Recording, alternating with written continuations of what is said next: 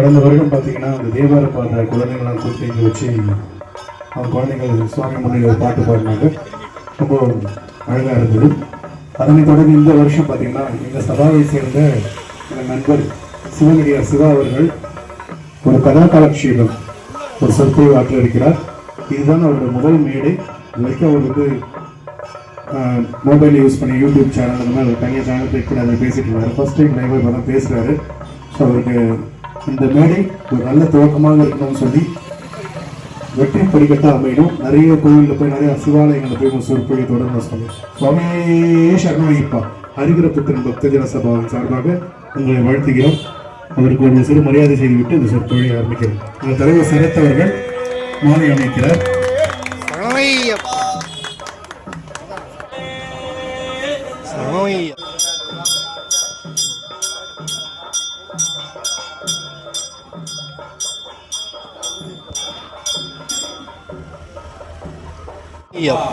பாண்டவனே குருநாதனின் பாதார பிந்தங்களே சர்வ ரோக நிவார தன்வந்திர மூர்த்தியே சமத்தாபராத ரட்சகரே சுவாமியே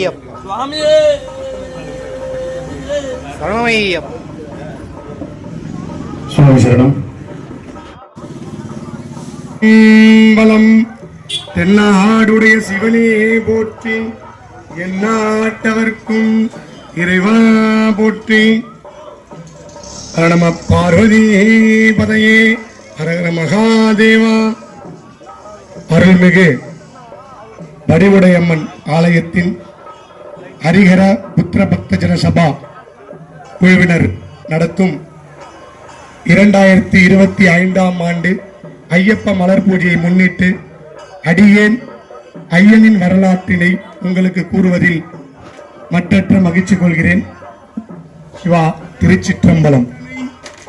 ஆனை முகத்தனை இந்தின் இளம்பிரை போலும் எயிற்றனை நந்தி மகந்தனை ஞான கொழுந்தினை குந்தியில் வைத்தடி போற்றுகின்றேன். திருமூலர். இந்த பாடல் திருமூலர். ஓங்கார ஸ்வரூபணமானவர் கணபதி. எந்த ஒரு தொழில் தொடங்கினாலும் அல்லது ஒரு சுப நிகழ்ச்சி முதல்ல கணபதியைத்தான் வணங்கும். அடுத்து குரு வணக்கம். நான் சைவ சித்தாந்தம் நிறைய அந்த படிச்ச அந்த குரு வணக்கத்துல சைவத்தை சார்ந்து நால்வர் அடியார் பெருமக்களுக்கு தெரியும். இந்த சைவத்திற்கு மிக முக்கியமானவர்கள் நால்வர்.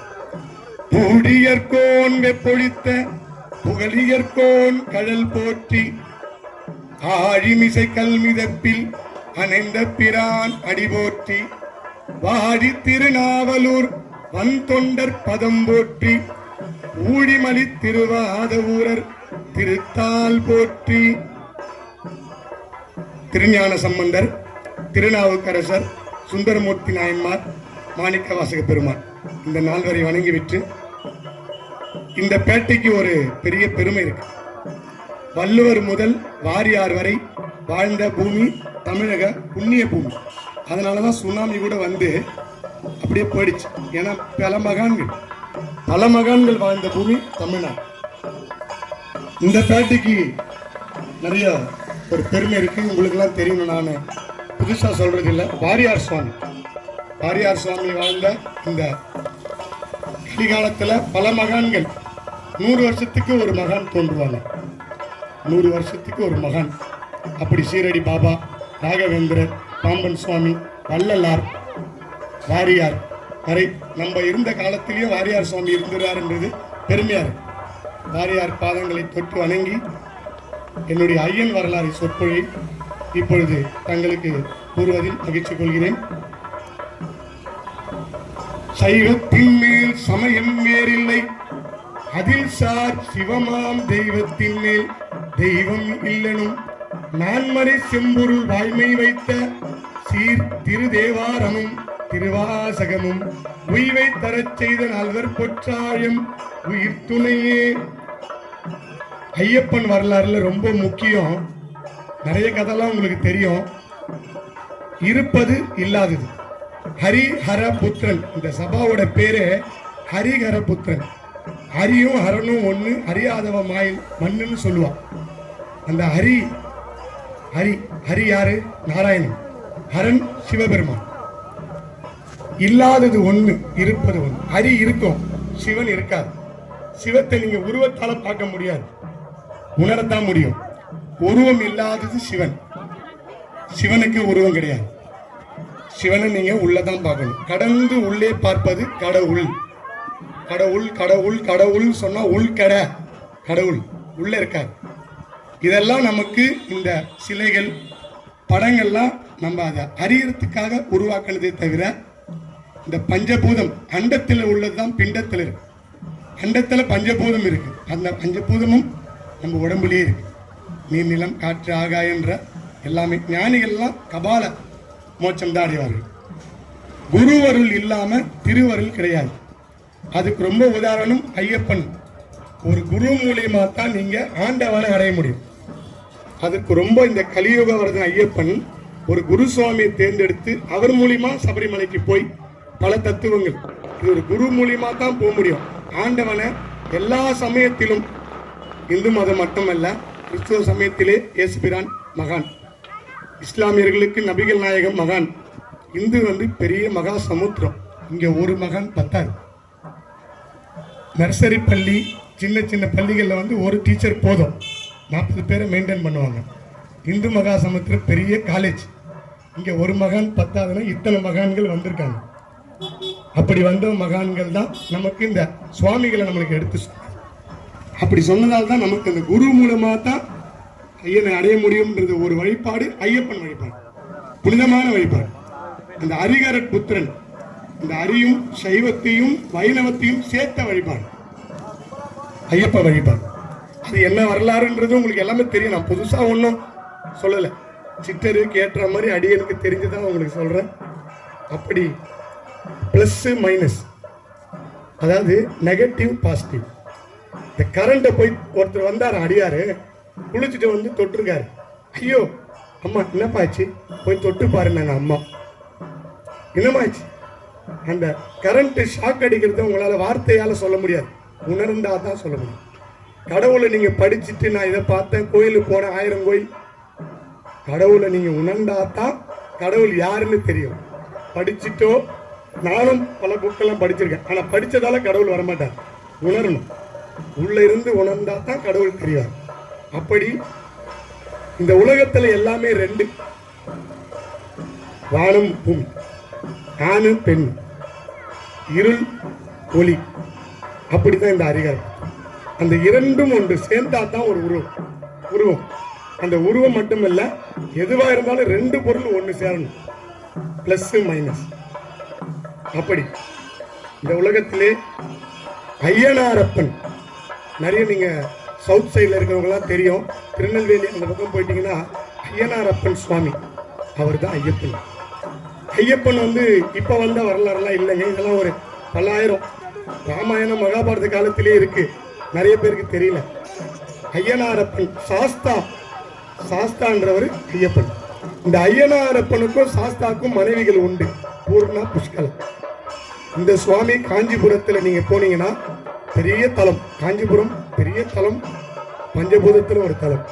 அங்க கச்சபேஸ்வரர் கோயில்ல பூர்ணா புஷ்கலா சமேத சாஸ்தா இருக்காரு.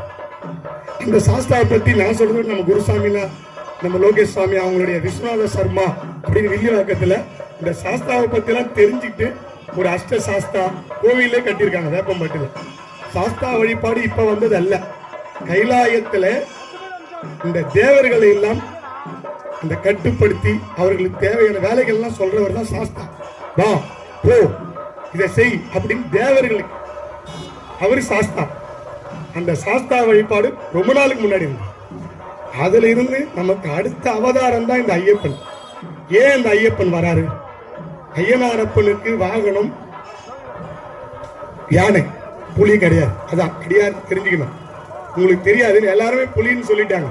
வன்புலி வாகனம் இப்ப சொன்னது. ஆனா ஐயனாரப்பனுக்கும் சாஸ்தாக்கும் வாகனம் யானை.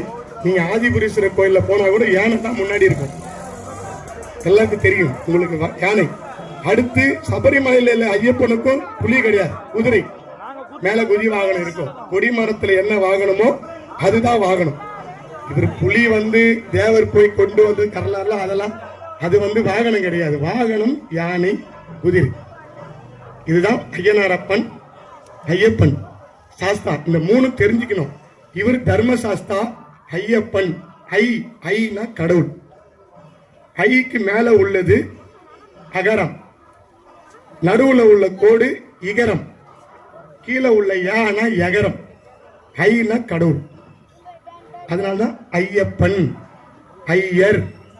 தலை சிறந்ததுக்கெல்லாம் அந்த ஐ வச்சா கடவுள். ஐயர், ஐயப்பன் இப்படி வரும். ஐயா, அந்த ஐ மேல உள்ள அந்த அகரம் கடவுள், கீழே உள்ள அந்த கோடு இருக்கு இல்லைங்களா இகரம், அது மேல உள்ள பதி, பசு, பாசம். சைவ சித்தாந்தத்துல பசுபதீஸ்வரர் கோயில் கரூர்ல இருக்கு. பசு நம்பெல்லாம் பசு, இறைவன் பதி, உலகம் அதுதான் அந்த அகரம், இகரம், எகரம். பசு, பதி, பாசம். நமக்கு எது நிரந்தரமே இல்லை, அது மேலதான் நம்ம பற்று வச்சிருக்கோம். இந்த உடலே எப்போ நம்மளுக்கு சொந்தம் கிடையாது. உள்ள ஆன்மா அது இறைவன் இயக்கிறார். நான் தான் சாமி மூச்சு விடுறேன், பிராணாயாமம் பண்றேன், அதெல்லாம் நீ பண்ற. தூங்கும் போது யார் பண்றா? தூங்கும் போது உன்னை தவிர அது இறைவனோட செயலால அப்படியே போயின்னு இருக்கு. நீங்க எல்லாமே பிராணாயாமம் பண்ணலாம், ஆனால் இறைவன் தான், ஆன்மா இறைவன். அப்படி வர்றதுதான் அந்த இது. அப்படி சொல்லும் போது நீங்க சைவ சித்தாந்தம் தெரிஞ்ச அடியார்களுக்கெல்லாம் தெரியும் இது எப்படி. இந்த பசு, பதி, பாசம் கிளாஸ் இது ஐயப்பனை சொல்லும் போது நான் சைவம் வராம கொண்டு போக முடியும். ஏன்னா ஐயா கிட்ட இருந்து தான் நான் வந்தேன். அதனால உங்களுக்கு விளக்கத்துக்கு சொல்றேன். கேரளத்தில் எல்லா சுவாமிக்கும் பின்னாடி அப்பன், அச்சன் சேர்த்துருவாங்க. குருவாயூர் அப்பன், ஏற்றுமானூர் அப்பன் அப்படின்னு அந்த அப்பன் சேர்த்தா இந்த ஐ கடவுளுக்கு அப்பன் சேர்த்து ஐயப்பன் வச்சாங்க. கேரளத்தில் செழுமையான நாடு சேரநாடு. சேரநாடு, பாண்டிய நாடு, சோழ நாடுன்னு 3 நாடு இருக்கு. அதுல சேரநாடு கேரளம் ரொம்ப ஒரு செழிப்பான நாடு. ஆட்சி புரிஞ்ச மன்னர் ராஜசேகரன், அம்மா பேரு மீனாட்சி. 2 பேரும் சிறப்பா. அவங்க ஒரு சிவ பக்தர்.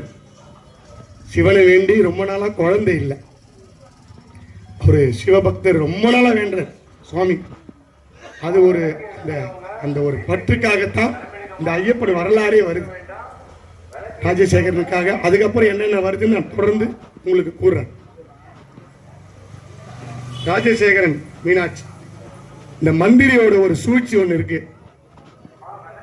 எல்லா கதைகளையும் சகுனி மாதிரி ஒருத்தர் இருப்பான். எல்லா புராணத்திலையும் அந்த மாதிரி ஒரு ஆள். அது இறைவன் பண்றதுதான். ஏன்னா அப்பதான் அந்த அடியாரோட பெருமை வெளியே தெரியும். ஆண்டவன் வெளியே தெரியணும்னா சில ஒரு சுவாமியோட அது உண்மைன்றதுக்கு சுவாமியோட தெரியுது. தேவர்களுக்கும் ரிஷிகளுக்கும் தொல்லை பண்றான். மகிஷ், அது ஒரு அம்மா மகிஷி, ரொம்ப ஒரு தொல்லை கொடுத்துறான். இதோட அந்த சிவபெருமானுக்கிட்ட தேவர்களும் ரிஷிகளும் முறையிடுறாங்க. அந்த இடத்துல அவர் ராஜாவும் முறையிடுறாரு, மகன் இல்லை. இதெல்லாம் சேர்ந்துதான் அந்த வரலாறுல வருது. விளக்கமா சொன்னா நீங்க ரொம்ப நேரம் கேட்க மாட்டீங்க. அதனால சுருக்கமா உங்களுக்கு என்ன கதைன்றதை மட்டும் நான் உங்களுக்கு இதுவா சொல்லிடுறேன். சாமி, அந்த சாஸ்தா கிட்ட இறைவன் நீ ஒரு அவதாரம் எடுக்க வேண்டி இருக்குன்னு சொல்லி இந்த பூமிக்கு கேரள மண்ணில் பந்தல சரசு, கங்கை போல் புனித நதி பம்பை பாடல் இருக்கு. கங்கை போல புனித நதி பம்பை. அந்த பம்பை சரசுல பந்தலராஜனுக்கு பிறந்தார் ஐயப்பனா. அவர் மணியோட பிறந்ததால மணிகண்டன். வாரியார் சுவாமி கண்டம் கருமையா இருந்துச்சு, அதனால மணிகண்டன் பேர் வச்சாங்க. வாரியார் சுவாமி சொல்லியிருக்காரு மணிகண்டன். அப்படி பெயர் வச்சு வளர்த்துட்டு வராங்க ஐயப்பனை. சகல எல்லா வித்தைகளும் 64 ஆய கலைகளை கத்துட்டு வர. ஏன்னா அவர் தெய்வ குழந்தைன்னு யாருக்கும் தெரியாது. அவர் தெய்வமே. அடுத்த அவதாரத்தில் ஐயப்பன் சாஸ்தா ஐயனாரப்பன் தான் வந்திருக்காரு. எல்லா இடத்துலையும் எல்லா போர் வித்தைகள் எல்லாம் கத்துன்னு வளர்ந்துன்னு வரார். அந்த ஒரு விடலை பருவம் வரும்போது அரசு அவருக்கு கொடுக்கணும். அந்த அடுத்த வாரிசு யாரு சொல்லும்போது இந்த இடையில என்ன ஆகுதுன்னா, இந்த மணிகண்டனை கூட்டிட்டு போய் நம்ம ராஜசேகர் மீனாட்சி நல்லபடியா வளர்த்து நல்ல ஒரு பெரிய ஆளா வளர்க்குறாங்க, குருகுலம் போறாரு. இந்த சமயத்துல அவங்களுடைய கரு உண்டாங்க, மீனாட்சி அம்மாக்கு ஒரு குழந்தை பிறக்குது. ராஜராஜன் பேர் வச்சு அந்த குழந்தைய வளர்க்குறாங்க. மணிகண்டன் கூடிய அவரும் வளர்ந்து வராரு. இந்த மந்திரின்னு சொன்ன இல்லைங்களா, அந்த மந்திரி கல்லும் இந்த கரைப்பார் கரைச்சா கல்லும் கரையணுவாங்க. அப்படி அந்த அம்மாவோட எண்ணத்துல ஒரு நஞ்சை விதைக்கிறாங்க. அம்மா உனக்கு குழந்தை பிறந்தது, அந்த குழந்தை தான் நாடு ஆளணும், இளவரசர் பட்டம் வரணும்னு சொல்றாங்க. ராஜாக்கு அந்த எண்ணம் இல்லை. நம்ம மகன் மணிகண்டன் கடவுள் கொடுத்த குழந்தை. இந்த பிறப்பு வந்தது ஏன்னா பெரிய விளக்கமா உங்களுக்கு சொல்லல, பிறப்பு தெரியும். அப்படி வந்த குழந்தை அவர் ராஜா இவர் தான் மன்னர் ஆகணும்னு முடிவு பண்ணிட்டார். ஆனா மனைவி கேட்கல. வீட்டுல நம்ம மனைவி பேச்சு கேட்கணும். நிறைய வீட்டுல சிதம்பரம் ஆட்சியா மீனாட்சி ஆட்சியான்னு சொல்லுவாங்க. இந்த மீனாட்சி மதுரை மீனாட்சி ஆட்சினா மனைவி சொல் படி கேட்கறது. சிதம்பரம் கோயில்னு சொன்னா சிதம்பரம் தில்லை, அது விளையாட்டா சொல்லுவாங்க முன்னோர்கள். உங்க வீட்டுல என்ன ஆச்சு சாமி, சிதம்பரம்மா மீனாட்சியான்னு ஒரு விளையாட்டா சொல்லுவாங்க. அப்படி வந்ததுதான் இந்த பேச்சு வழக்கு. மனைவி சொல்றாங்க இல்ல நம்ம மகன் தான். மனைவிக்கும் இந்த மணிகண்ட மேல ரொம்ப பிரியம் இருந்தாலும் இந்த மந்திரி நஞ்சு விதைச்சிட்டாரு இல்லையா, 10 தடவை சொல்லினே இருந்தா சரி நம்ம குழந்தைக்கு தான் இளவரச பட்டம் வரணும் அப்படின்னு நினைச்சு இந்த குழந்தை வேண்டான்னு தலைவலிக்கிற மாதிரி இதை ஏற்படுத்தினதே இறைவன் தான். இந்த தலைவலியை உண்டு பண்ணது இறைவன் தான். ஆனா இவங்க அந்த குரு வைத்தியர் இருப்பாங்க. அந்த சுவாமி ராஜசேகரன் அரண்மனையில வைத்தியர் இருக்கார். புலிப்பால் வேணும், காட்டுக்கு போனாதான் புலிப்பால் கொண்டு வந்தாதான் உங்க தலைவலி சரியாகும் அப்படின்னு சொன்னதால மனம் இல்லாம ராஜசேகரன் அனுப்புறாரு. இப்ப நீங்க இருமுடி சுமக்குறீங்க இல்லையா, இதோட தத்துவமே அந்த ராஜசேகரன் மகனை காட்டுக்கு அனுப்பும் போது தனியா ஒண்ணுமே துணை இல்லை, எதுவும் இல்லை, 2 பை இருமுடி மாதிரி போட்டு முக்கண்ணனோட அம்சம் தேங்காய், முக்கண்ணன் அம்சம் தேங்காய் உள்ள நீரை இறக்கிறார். ஆன்மாவை இறக்கிட்டா உடல் மட்டும் இருக்குது, ஆன்மா போயிடும் இல்லையா. அந்த ஹரி யாருன்னா நெய், அந்த நெய் நாராயணன் அதை உள்ள வச்சு இவருக்கு இப்ப நீங்க தத்துவமே இருமுடி தத்துவமே சிவன் முக்கண்ணன் உள்ள நெய் நாராயணன். அவருக்கு ஒரு சைடு தேங்காய், அவருக்கு அந்த இருமுடியில வச்சு தேவையான அரிசி, இது அவரு சாப்பிடறதுக்கு எடுத்துன்னு போனதுதான். பின்னால நம்ம இருமுடியா கொண்டு போறோம் காட்டுக்கு. இதெல்லாம் அப்போ ராஜசேகரன் மகனுக்கு கொடுத்ததான் இப்ப நீங்க இருமுடியா கொண்டு போறீங்க. அந்த தத்துவம் அதனாலதான் ஏற்பட்டது. அப்படி ராஜா மனம் இல்லாமல் மகனை அனுப்புறாரு. போற வழியில பல போர் நடக்குது. மகிஷி அவங்க ரிஷிகளுக்கும் தேவர்களுக்கும் தொல்லை கொடுத்த மகிஷி வராங்க, வெல்றார். மகிழ்ச்சியை போர் பண்ணி வெல்றார். ஆனா அந்த அம்மா எத்தனை வாட்டி பட்டாலும் உள்ள இருந்த ஆன்மா வெளியே வந்துட்டே இருக்கு.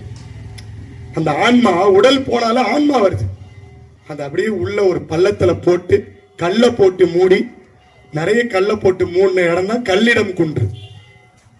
இந்த போர் புரிந்த இறைவன் பார்த்த இடம், அவருடைய காளையை கொண்டு கட்டின இடம் தான் காளை கட்டி. இதெல்லாம் வரலாறு, எல்லாமே கேரளத்துல வரலாறு. இப்ப 100 வருஷம் நம்பியார் சாமிக அவர் கண்டுபிடிச்சு நம்மளுக்கு எல்லாம் கொடுத்திருக்காரு. ஆனா இந்த வரலாறு தொன்று பல ஆயிரம் வருஷமா இருக்கு.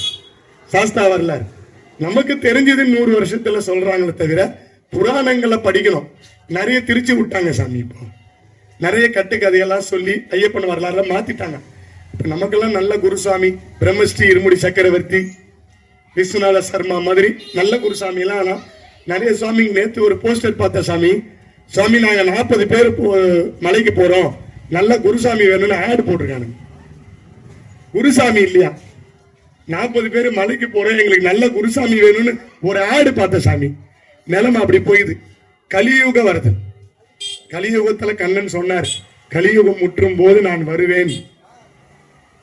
அதுலதான் இந்த கலியுகம் வருது.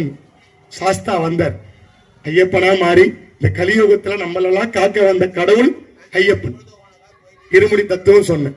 இருமுடி சும்மா நீங்க சுமந்துட்டு பம்பையில போய் ஏறதுலாம் 18 படி ஏறணும். இருமுடி இல்லாம 18 படி ஏறக்கூடாது. இது எப்படி ஏற்பட்டதுன்னா, இந்த போர் புரிஞ்சு மகிழ்ச்சிய கல்லிடம் குன்றுல போட்டு மேல 3 இடம் எல்லாம் சொன்னேன் இல்லைங்களா. அப்புறம் இறைவன் அங்கிருந்து வரார். வரும்போது அவருடைய சிஷியன்னு சொல்லலாம், தொண்டர்னு சொல்லலாம், பக்தை சொல்லலாம். சபரின்னு ஒரு அம்மா வராங்க. எனக்கு மோட்சம் கொடுக்கணும், உங்களையே நினைச்சிட்டு இருக்கேன் அப்படி சொல்லும்போது, நான் உங்களுக்கு பின்னால சொல்றேன்னு சொல்லியிருக்காரு. நான் உங்களுக்கு சொல்றேன் மோட்சம் உண்டு அப்படின்னு ஐயப்பன் அப்படியே வரணும் இருக்கார்.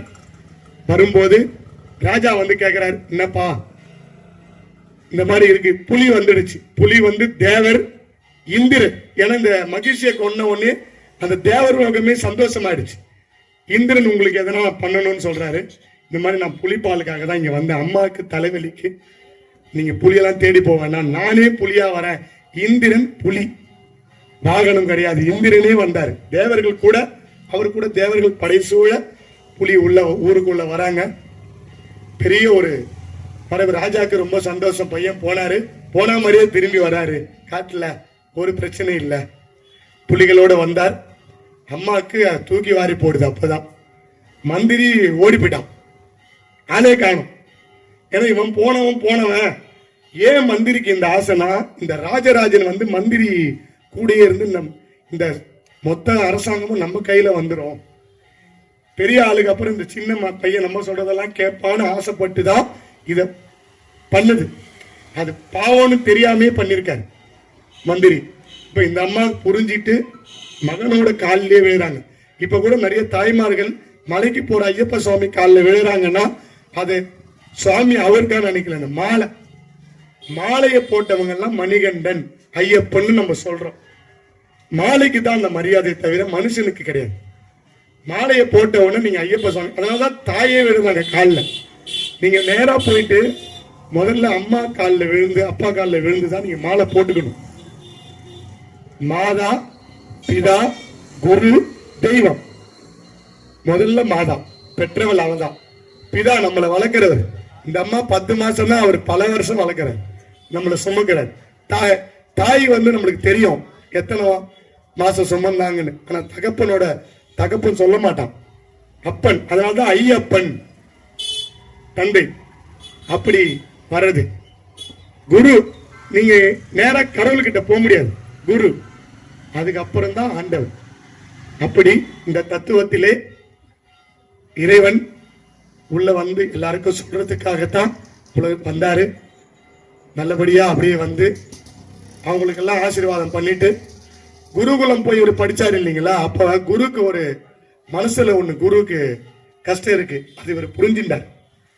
குரு வந்து உங்களுக்கு எதனா நான் குரு தட்சத்தை தரணும் அப்படின்னு கேட்கும்போது, இல்ல சுவாமி எனக்கு தெரியும் உங்க பையனுக்கு பேச முடியாம இருக்கு, அதை நான் பேச வைக்கிறேன். சுவாமி நான் ஒண்ணுமே உங்களுக்கு சொல்லலையே, நீங்க சாதாரண பிறவி இல்ல, நீங்க தெய்வ பிறவின்னு குரு சொல்ல அந்த ஒரு வரலாறு. இதெல்லாம் இடையிடையில நிறைய வரலாறு இருக்கு. ஐயப்பன் வரலாறுலாம் 1 மணி நேரத்துல 1 நாள்ல சொல்லி முடிக்கிற கதை கிடையாது. பல புராணங்கள் இருக்கு. உங்களுக்கு சுருக்கமா இந்த வரலாறு எப்படின்றத சொல்றதுக்காக நான் கொஞ்சம் சுலபமா சொல்றேன். அந்த ஒரு வரலாறு நடந்தது. உள்ள சுவாமி எழுந்தருளினார். அப்ப ராஜா கேட்கிறாரு, உங்களை வந்து நான் ராஜாவா பார்க்கணும் அப்படின்னு அப்பா கேட்கிறாரு. அப்ப அம்பை எடுத்து ஒரு இடத்துல விடுறாரு. சபரிக்கு வாக்கு கொடுத்தாரு இல்லைங்களா, அந்த அம்மா சபரி மலையா காட்சி தராங்க. அந்த சபரி மலை இவரு அந்த வில்லு போய் விடுற இடத்துலதான் இன்னைக்கு 18 தத்துவத்தோட. ஏன் 18 என்ன? 18 கேரளால உள்ள மலைகள். பாரத போர் நடந்த நாள் 18, சித்தர்கள் 18, எல்லாம் 18ன்றது இந்த இந்து மதத்துல சிறப்பான நம்பர். 18 அத்தியாயங்கள், கீதை 18, எல்லாம் இந்த 18 தான். இந்த 18 தத்துவம். 18 விற்பாலகர்கள் இருக்காங்க. 18 அந்த படிக்கு உள்ள வரலாறு அது சொன்னா ஒரு நாள் ஆகும். அப்படி 18 தத்துவங்களோட கலியுகவரதன் ஐயப்பன் அங்க எனக்கு கோயில் கட்ட சொன்னார் ராஜா கிட்ட. அந்த பந்தல ராஜா, நான் உன்னை ராஜாவா பார்க்கணும்னு சொல்லும் போது இல்ல, நான் வந்து பாலகனா சன்னியாசியா தான் அங்க உட்காந்துட்டு இருப்பேன். நிறைய பேர் சாமி இவங்க சொல்றாங்க. சுவாமி கூட என்ன கேட்டாரு, சரத் சுவாமி, சாமி அந்த வரலாறுல வந்து சரங்குத்தில வந்து கன்னி சுவாமி குத்தாம இருந்தா கல்யாணம் பண்ணிக்கிறேன்னு சுவாமி சொன்னதெல்லாம் அதெல்லாம் வரலாறு இல்லை சாமி, அதெல்லாம் இவங்க பண்ணது. சுவாமி அங்க அம்பாள் மாளிகைப்புறம் இருக்கு இல்லைங்களா, மஞ்ச மாதா அம்மா சக்தி, அவன் அருளாலே அவன் தாள் வணங்கி, அவன் சிவன் அருள் சக்தி, சிவசக்தி ஸ்வரூபம் அம்பாள். இரண்டு பேரையும் பிரிக்க முடியாது. எப்படி ஹரிஹரபுத்திரனை பிரிக்க முடியாதோ அப்படி சிவசக்தியை பிரிக்க முடியாது. அடியார்கள் நீங்க சிவனை வணங்கினாலும் சக்தியை வணங்கினா மாதிரி தான் அர்த்தம். நீங்க குங்குமம் வைக்கலனா கூட அடியாருக்கு சொல்றேன். ஏன்னா அவன் அருளாலே அவன் தாள் வணங்கி சிவபுராணத்துல வருது. வேதங்கள் ஐயா என ஓங்கி ஆழ்ந்து அகன்ற நுண்ணியனே, மணிவாசக பெருமான் ஆழ்ந்து அகன்ற நுண்ணியனே. வேதங்கள்லாம் என்ன? 4 வேதம், ரிக்கு யஜுர் சாம அதர்வன். மணிவாசக பெருமான் 1300 வருஷம் முன்னாடி 6ஆம் நூற்றாண்டு, 100 வருஷத்துக்கு முன்னாடி வந்ததெல்லாம் பெருசா பேசிட்டு இருக்காங்க. 2000-3000 வருஷம் திருமூலர். இந்த மணிவாசக பெருமான் காதலன் காதலியா வணங்கினார் இறைவன் சிவபெருமான். அன்பும் சிவமும் இரண்டென்பர் அறிவிலார், அன்பே சிவமாவது ஆறும் அறிகிறார், அன்பே சிவமாவது ஆறும் அறிந்த பின் அன்பே சிவமாய் அமர்ந்திருந்தாரே. திருமூலர் 3000 வருஷமா தேடி இன்னும் சாமியை கண்டுபிடிக்கல. அவரு நான் பார்த்துட்டேன் சாமி என்றான். நிறைய குருசாமி, சாமி நான் பார்த்தேன் சாமி. சுவாமி எங்க இருக்காரு? ஒளி பிரகாசமா இருக்காரு. வள்ளலார் அந்த 7 திரையை காட்டுறாங்க இல்லையா வடலூர்ல, ஜோதி. சுவாமி யாரு சாமி? சுவாமி எப்படி ரூபம்? நடராஜ ரூபத்தை காட்டினாரு, ஒளியாதான் வரும். அந்த ஒரு ஒளியும் ஐயப்பன் இருக்கு. நீங்க ஐயப்பன் எல்லாமே தத்துவம் தான். சுவாமி மகர ஜோதி. நீங்க அந்த மகர விளக்கு பூஜை எல்லாம் முடிஞ்ச உடனே அந்த தை உத்திர நட்சத்திரத்துல மகர ஜோதியா சுவாமி. நட்சத்திரம் வருது, ஜோதியும் காட்டுறாங்க. காட்டுவாசி காட்டுறா, யாருன்னா காட்டும், ஜோதியை காட்டுறாங்கல்ல. திருவண்ணாமலையில யாரை காட்டுறாங்க? கார்த்திகை மாசத்துல யாரை காட்டுறாங்க? 30 நாள் நீங்க விரதம் இருக்கிறீங்க. ஜோதி, ஜோதி ஸ்வரூபன் ஐயப்பன். ஜோதி ஸ்வரூபனே சரணம் ஐயப்பா சொல்றமா இல்லையா? சுவாமிய ஜோதியாத்தான் பார்க்க முடியும். கண்ணை மூடினீங்கன்னா உங்களுக்கு உள்ள தெரியும். ஆத்மஸ்வரூபி ஜோதி ஸ்வரூபனமா எல்லா சுவாமியும். நெற்றி கண்ல இருந்து 6 தீப்பொறியா வந்தது, 6 முகம். ஏறுமயில் ஏறி விலை ஆடும் முகம் ஒன்று, ஈசனுடன் ஞான மொழி பேசும் முகம் ஒன்று, கூறும் அடியார்கள் வினை தீர்த்த முகம் ஒன்று, குன்று உருவ வேல் வாங்கி நின்ற முகம் ஒன்று, மாறுபடை சூரனை வதைத்த முகம் ஒன்று, வள்ளியை மனம் புணர வந்த முகம் ஒன்று, 6 முகமான பொருள் நீ அருள வேண்டும், ஆதி அருணாச்சலம் அமர்ந்த பெருமானே. ஏன் அருணாச்சலம்? அந்த அருணாச்சலம் ஜோதி சொன்ன இல்லையா? ஏன் முருகன் இத்தனை கோயில் இருக்குது, 276 சிவஸ்தானம் இருக்குது, 108 திவ்ய திருப்பதி இருக்குது. ஏன் அங்கெல்லாம் வரல? அருணாச்சலம் வந்தாரு. அருணாச்சலம் மலையே அக்னி, லிங்கோத்பவர். யாரு பெரியவர்? 2 பேரு சண்டை போடும்போது பிரம்மாவும் விஷ்ணுவும் தலைய வந்து பிரம்மாவும் அடிய வந்து விஷ்ணுவும் ஏன் பார்த்தாங்க? ஏன் பிரம்மா கீழே போய் விஷ்ணு மேல போலாம் இல்லையா? சொல்றேன். விஷ்ணு மகாலட்சுமிய மார்ல வச்சுக்கிறார். பணம் பாதாள வரைக்கும் பாயம். ஞானம் கல்வியை வச்சுட்டு இருக்குது பிரம்மா சரஸ்வதி. படிச்சுட்டா தலகணம் வந்து, படிச்சுட்டா எல்லாம் தெரியும்னு. ஒன்னும் தெரியாது. நான் சைபர் சுவாமி கிட்ட கேட்டேன், என்ன ஒரு சொல்லு சாமி. சாமி நீ தான் படிக்கிற சார்.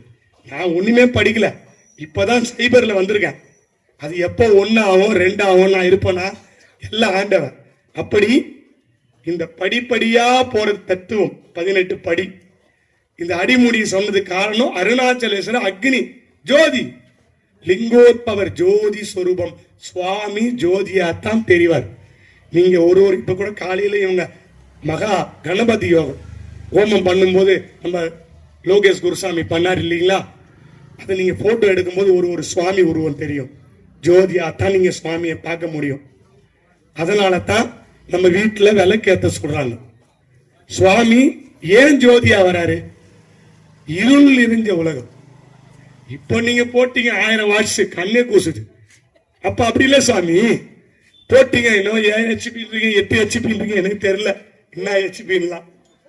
ஆனா அந்த காலத்துல நீங்க எல்லா கோவில்லையும் கருவறையில இருளா இருக்கும் போது அந்த விளக்கு ஏற்றி வச்சா பிரகாசம். இந்த மனத்துல ஜோதியா வந்தா உள்ள பிரகாசம். இப்படித்தான் கடவுள் ஜோதியா தான் வருவார். நீங்க உருவெல்லாம் பார்க்கறது நமக்காக வச்சது. சுவாமி ஜோதியா தான் வருவார். அதுதான் ஜோதி. அந்த ஜோதி தத்துவம், இருமுடி தத்துவம், 18 படி தத்துவம், இப்படி வந்தவர் சாஸ்தாவாகிய ஐயனாரப்பன் ஐயப்பனா மாறி. மகிழ்ச்சியை வதம் பண்ணவும் ராஜசேகரனுடைய அந்த பந்தல ராஜா இன்னைக்கும் பந்தளத்திலிருந்து அந்த ராஜாவா பார்க்கணும்னு ஆசைப்பட்டார் இல்லைங்களா, அதுக்காகத்தான் ஒரு நாள் ஆபரணம் வருது. பந்தளத்திலிருந்து மரியாதையோட ஆமரம் வருது. மேல கருடன் வருது. கருடன் யாரு? பெருமாளோட வாகனம், துணையா வருது.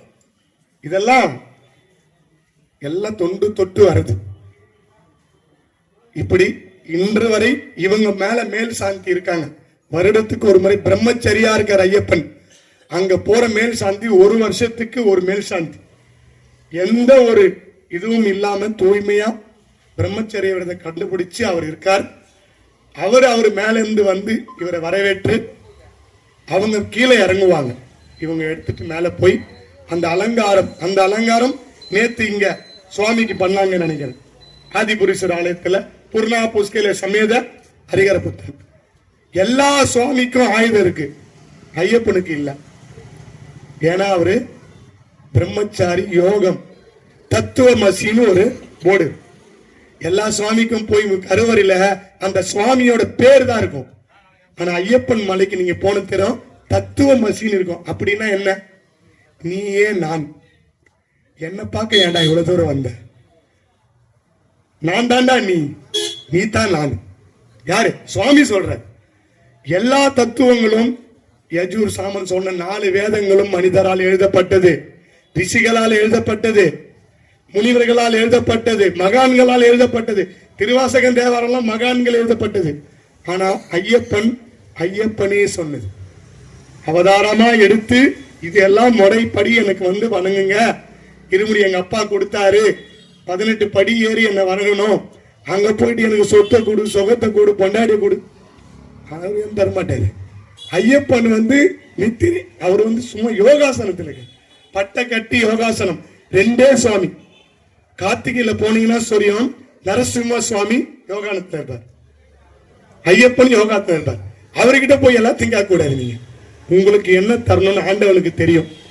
நேரா போய் கண்ணு மூடிலாம் நிக்க கூடாது, கண்மூடித்தனமா இருக்க கூடாது. சுவாமி கிட்ட நின்னீங்கன்னா படைச்சவனுக்கு தெரியும் என்ன கொடுக்கணும், அவன் கொடுப்பான். நீங்க எனக்கா கூட சாமி பக்கத்து வீடுகார 2 மாடி கட்டா சாமி, நான் ஒரே மாடியில் இருக்கிறேன். சாமி கிட்டலாம் சாமி நான் 1000 தேங்காய் ஓடிக்கிறேன். சாமி நான் கடை வியாபாரமா பண்ண போறாரு தேங்காய் வச்சுன்னு. இதெல்லாம் நீங்க கொண்டு வந்தது. சுவாமிக்கு உள்ள ஆத்மாத்தமா ஒரே ஒரு வில்வம், ஏக வில்வம் சிவார்ப்பணம் போதும், பச்சையில போதும். நம்மளோட திருப்திக்காக பண்றோமே கண்டி ஆண்டவன் கேட்கல. நம்ம திருப்தி பண்ணணும், இதெல்லாம் பண்ணணும். சைவம் வைணவம் இந்த ஆன்மீகம் வளரணும். ஆனா சுவாமி கேட்குதுன்னு சுவாமி கேட்கல, நம்ம உள்ளுணர்வா நம்ம பண்றோம். அப்படி ஐயப்பன் போய் நீங்க விரதம் கரெக்டா இருக்கணும். சாமி 3 பச்சை இருக்க சொல்லிருக்காங்க. விரதம் 3 பச்சம். பச்சம்னா ஒரு பச்சம் 15 நாள். அமாவாசையிலிருந்து பௌர்ணமி வரைக்கும் 15 நாள். கிருஷ்ண பச்சம் சுக்ல பச்சம்னு இருக்கு. 3 பச்சம்னா 45 நாள் விரதம் இருக்கணும். ஒருத்தன் போன் பண்ணா எனக்கு, சாமி நான் மாலை போட போறேன், கோயிலாண்ட வரேன், வா சாமி. நல்லா சைனிங்கா இருந்தார். என்னைக்கு சாமி? நாளைக்கு 3 நாள்ல போறேன் சாமி. 3 நாள்ல போய் என்ன பண்ண போறேன் சாமி? இல்ல சாமி, நேற்று விரதம் இல்ல, 3 நாள் ஞாயிற்றுக்கிழமை ஃபுல்லா போயிட்டு சாப்பிட்டு வந்தேன் சாமி, பிரியாணி. ஏன் சாமி? விரதம் இருக்கணும்னா இந்த உடம்புல உள்ள ஹார்மோன், சயின்ஸாவே சொல்றேன், அந்த உடம்பு நம்மளை ஏத்துக்கணும். சைவமானா 1 வாரத்துக்கு முன்னே சுத்தமா இருக்கணும். அதுக்கப்புறம் நீங்க மாலை போட்டு 41 நாள் இருந்தா தான் உங்க உடம்பு செட் ஆகும். மாலை போடலாம் கூட விரதம் இருக்கணும். 3 நாள்ல போயிட்டு வருது, இந்த 1 வாரத்துல போயிட்டு வருது, இதெல்லாம் விரதம் கிடையாது சாமி. இது கார்த்திகை விரதம், சஷ்டி விரதம், ஐயப்ப விரதம், எந்த விரதமா இருந்தாலும் முறைப்படி பண்ணணும். கலியுகம் சொல்லி நம்மளே கலியுகத்துக்கு துணையா போக கூடாது. அதுக்கு தான் சாஸ்தா கலியுக வரதனா வந்திருக்காரு. கலியுக வரதனே சரணம் ஐயப்பா. கலியுகத்துல எந்த சுவாமினா வந்திருக்காரா? இவர் வந்திருக்காரு. மற்ற சுவாமியெல்லாம் ரொம்ப நாளா இருக்காரு, கலியுக வரதன் வந்திருக்காரு. அப்படி இந்த ஐயப்பன் நமக்கெல்லாம் கிடைச்ச பொக்கிஷம். சுவாமிமார்கள்லாம் இந்த மாதிரி ஐயப்பன் வரலாறு எல்லா இடத்துலையும் கேளுங்க, அதன்படி மாலை போடுங்க, விரதம் கரெக்டா இருங்க. அத்தனை நாள் விரதம் இருந்து குருசாமி நல்ல குருசாமி நிறைய பேர் இருக்காங்க. நமக்கெல்லாம் வாய்த்தது ரொம்ப நல்ல குருசாமி. இருமுடி சக்கரவர்த்தி, நம்ம லோகேஷ் குருசாமி, சரத் சாமியார், பாலாஜி சாமி, சத்யா சாமிலாம் நமக்கு இந்த சபால நான்லாம் எங்கேயோ சுத்தி இருந்த சாமி. நான் நாத்திகனா இருந்தேன், என்ன ஒரு ஆத்திகனா மாத்து பாலாஜி சாமி. நான் சொல்லி அவன் இந்த இடத்துல எங்கெங்கயோ சுத்தின்னு கிடந்தேன். இன்னைக்கு போய் நான் சிவ அடியாராய் கோவிந்தசாமி முன்னாடி சிவன் அடியாராய் இருந்து அடியார வரலாறு சொல்றேன்னா நான் பண்ணல சார். என்னையும் உருவாக்குனது இறைவன். நான் இல்லறத்திலயும் இருக்கேன், நல்லறத்திலயும் இருக்கேன். நான் வீட்டை விட்டு ஓடி போயிடல. சுவாமி மனைவிக்கு என்ன தேவையோ அவங்களுக்கு தேவையான மருந்து மாத்திரைகள் இதெல்லாம் வாங்கி கொடுக்கறது, அவங்களுக்கு ஆகாரம் இதெல்லாம் பார்த்துருந்தாங்க. வீட்டை விட்டு ஓடி போறது கிடையாது. துறவரம் தப்பா புரிஞ்சுட்டு இருக்காங்க எல்லாரும். சுவாமி இல்லறத்துல இருந்தே சுவாமி கும்பிடும், மனைவியோடயே சாமி கும்பிடும். அப்படிதான் சுவாமிகள்லாம் ஏன் எல்லா சுவாமிக்கு 2 பொண்டாட்டின்னு ஒருத்தர் சாமி கேட்டார். சாமி 2 மனைவி கிடையாது. அது சித்தி புத்தி. விநாயகருக்கு இங்கதான் பிரம்மச்சரியம். வடநாட்டுல போனீங்கன்னா 2 மனைவி கிடையாது. ஞானமும் சித்தம் தெரிஞ்ச சித்தம் சித்தி புத்தி 2மே இருந்தாதான் மனுஷன் வாழ முடியும். அதுக்காகத்தான் பூர்ணா புஷ்கலை, வள்ளி தேவயானை எல்லாமே சுவாமிக்கு இந்த மனைவியா காட்டியிருக்காங்க. அப்பதான் உங்களுக்கு புரியும். எல்லாருமே தேவாரம் படிக்க சொன்னா தெரியாது. இது அடியார்கள்லாம் படிக்கிறோம், திருவாசகத்துல இருக்கு. இப்ப கூட சொன்னேன் இல்லைங்களா, அந்த வேதங்கள் ஐயா என ஓங்கி ஆழ்ந்து அகன்ற நுண்ணியலைனா என்ன? ஆழ்ந்துனா கீழே நல்லா ஆழ்ந்து இருக்கணும், அகன்று இருக்கணும், கூர்மையா இருக்கணும். என்ன தெரியுமா? வேல். முருகரோட வேலைத்தான் அவர் மாணிக்க வாசகர் சொல்லியிருக்கார். ஆழ்ந்து அகன்று, ஆழ்ந்து அகன்று நின்ற நுண்ணியனே. சிவபுராணம் படிக்கணும் சாமி. எல்லாருக்கும் நான் யூடியூப்ல இப்ப சிவபுராண விளக்க உரை சொல்லியிருக்கேன். மொத்தம் 658 பாடல் திருவாசகம், 12,000 பாட்டு தேவாரம். நீ 658க்கே இப்படி பாக்குறாரு சுவாமி. சிவபுராணம் 95 பாடல், அதாச்சும் நீங்க படிக்கணும். சிவபுராணம் படிச்சீங்கன்னா சிவனை பத்தி தெரிஞ்சுக்கலாம். உங்களை பத்தி தெரிஞ்சுக்கணும்னா திருவாசகம் ஃபுல்லா படிக்கணும். நம்ம யாருன்னு தெரிஞ்சுக்கணும்னா திருவாசகம் படிக்கணும். இதெல்லாம் நீங்க சைவத்துல, நான் கொஞ்சம் வைணவம் ரொம்ப கம்மியா படிச்சிருக்கேன் சாமி. அதனால வைணவத்தை பத்தி அடியார்கள்லாம் சைவத்தை சொல்ற அளவுக்கு வைணவத்தை இன்னும் கொஞ்சம் கத்துக்கணும். உங்களுக்கு எல்லாருக்குமே இந்த நாராயணனை பத்தி நான் சொல்றேன். எனக்கு இந்த வாய்ப்பு கிடைக்கும் போது இந்த பேட்டையில நான் பிறந்து வளர்ந்த இடத்துல இது மாதிரி ஒரு வாய்ப்பை கொடுத்து ஹரிகர புத்திர பக்தர் சபா நண்பர்கள் என்னையும் ஒரு அடியார் ஆக்கி இது ஐயப்பன் வரலாற சொல்லுங்கன்னு சொல்லி சுருக்கமா இந்த உரையை நான் முடிக்கிறேன். சிவா திருச்சிற்றம்பலம். சுவாமியே சரணமையப்பா.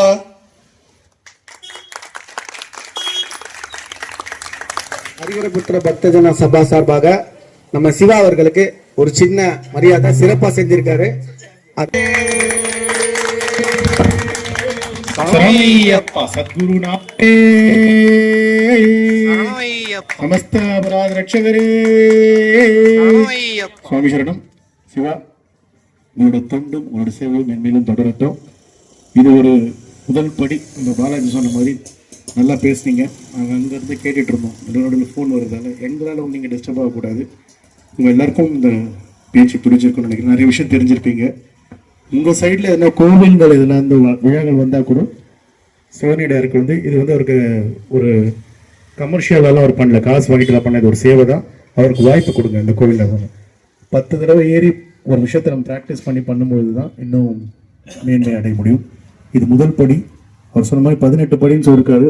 கூடிய விரைவில் அந்த படியெல்லாம் ஏறி அவர் இந்த சொற்பொழிவில் ஒரு பெரிய நல்ல ஒரு இடத்தை பிடிக்கணும்னு சொல்லி எல்லாம் உள்ள எண்ணிறைவன், எனக்கு தெரிஞ்ச ஒரே இறைவன் அவர் தான். ஐயப்பன் கிட்ட வேண்டிக்கிறேன், சுவாமி சரணம் ஐயப்பன்.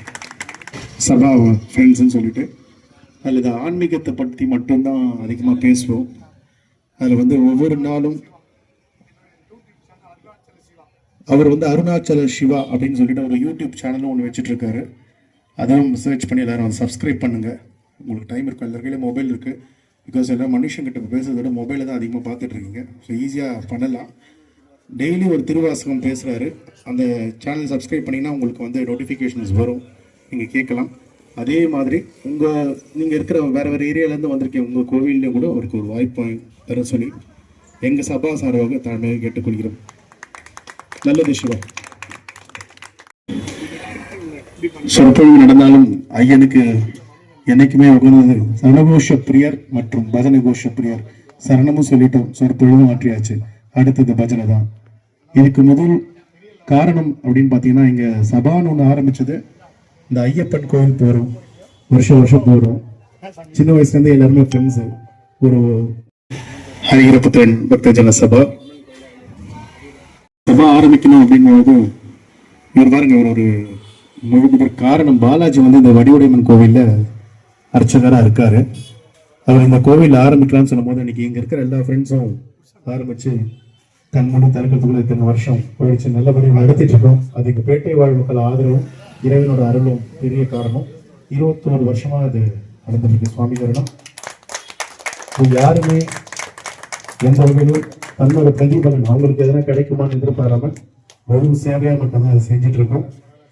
கொரோனா டைம்லையும் இந்த பூஜை பண்ணோம். பெருசாக மக்களை வர வச்சு பண்ண முடியல, ஆனால் பூஜை நடந்தது. அப்புறம் பாலாஜி அதை விடாமல் நடத்தினாரு. அதுக்கப்புறமா கொஞ்சம் அந்த இதெல்லாம் சரியானோன்னா இந்த பூஜை ஸ்டார்ட் ஆகி நடந்துட்டு இருக்கு. இது மென்மேலும் தொடரும், வருஷம் நடக்கும். இதேமாதிரி ஒவ்வொரு வாய்ப்புகள் அடுத்த வருஷம் ஒரு குழந்தை கூட வந்து பேசலாம். அது ஐயப்பன் போடுற உத்தரவு. எங்கள் ஜெய் கூட பேசலாம். உண்மையாக நல்ல ஆன்மீகவாதி, அதிகமாக பேச மாட்டார். எங்கள் எல்லாரோடய ஒரு நிறைய விஷயம் தெரிஞ்ச மனுஷன். வயசுல சின்ன குருசாமி சொல்லுவார், கீர்த்தி சின்னதாக இருந்தாலும் மூர்த்தி பெருசு அப்படிங்கிற மாதிரி அவர் நிறைய விஷயம் தெரிஞ்சவர். அவருக்கு ஒரு வாய்ப்பு கூடிய சீக்கிரத்தில் நாங்கள் இங்கே கொடுப்போம். அவரும் பேசுவார். சுவாமிஜனம். இப்போ நம்ம பஜனை ஸ்டார்ட் பண்ணலாம். நான் சொன்ன மாதிரி அவருக்கு கோவிலில் வாய்ப்புகள் வாங்கி கொடுங்க, தப்பு கிடையாது. நல்ல விஷயத்த 4 பேர் சேர்ந்து செய்வது என்றைக்குமே நல்லது தான்.